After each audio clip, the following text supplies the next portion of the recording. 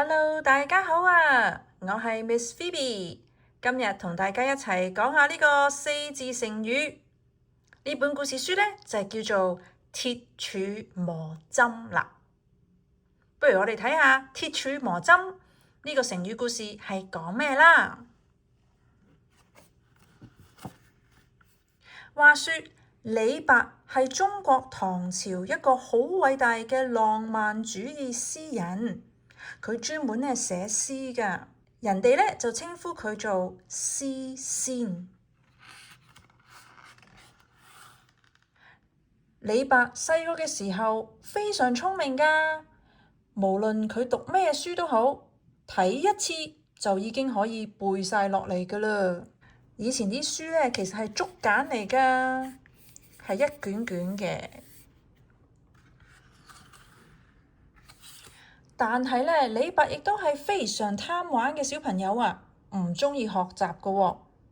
有時候佢就會跑出去捉蝴蝶，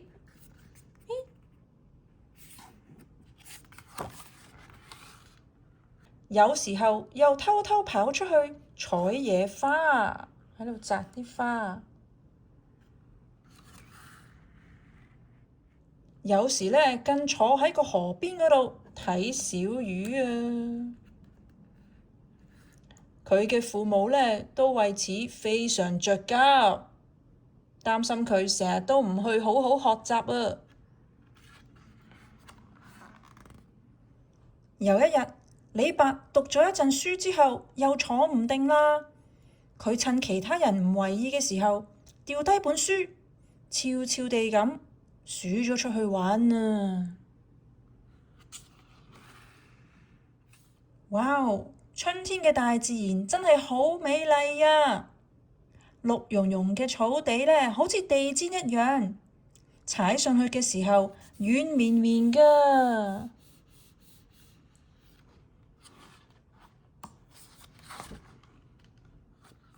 野花咧就到處都係，蜜蜂咧喺花間中採蜜，蝴蝶咧就喺花間中跳舞啊！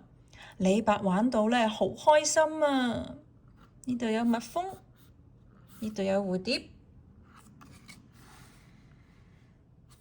佢喺度四處逛嘅時候，行下行下，不知不覺嚟咗一條小溪嘅側邊喎。溪咧即係 creek 咁解嘅。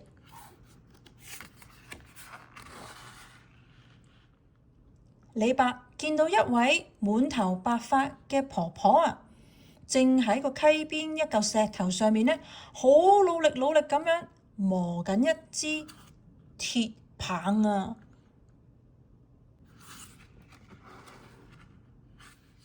李白覺得好奇怪，就上前問佢啦。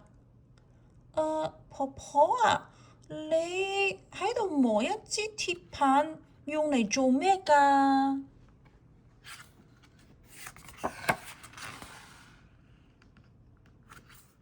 婆婆望一望李白，好冷淡咁樣話：哦，我要將呢支鐵棒呢磨到一支繡花針咁細啊！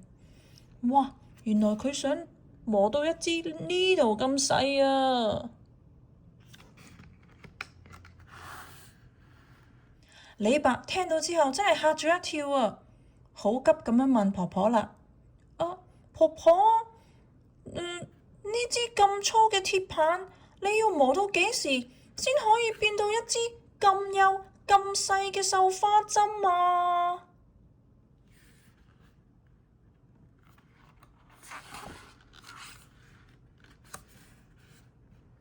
老婆婆就話啦：唔使擔心，只要有恒心，鐵棒定能磨成針啊！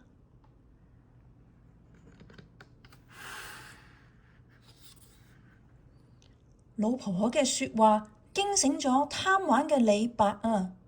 佢諗係喎，我咁樣咁貪玩真係唔得㗎啦！如果將來我想成才，我而家一定要好努力，下啲苦功，俾心機讀書啊！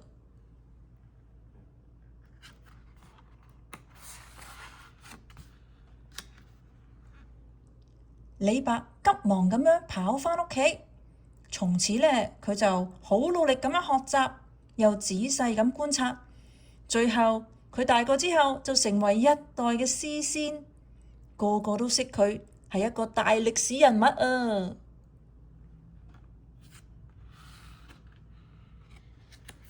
咁其實呢個成語故事呢，用鐵棒磨成針呢個故事係想比喻話俾我哋聽，如果我哋做任何事肯努力、有恆心、唔放棄嘅話，就一定會成功㗎喇。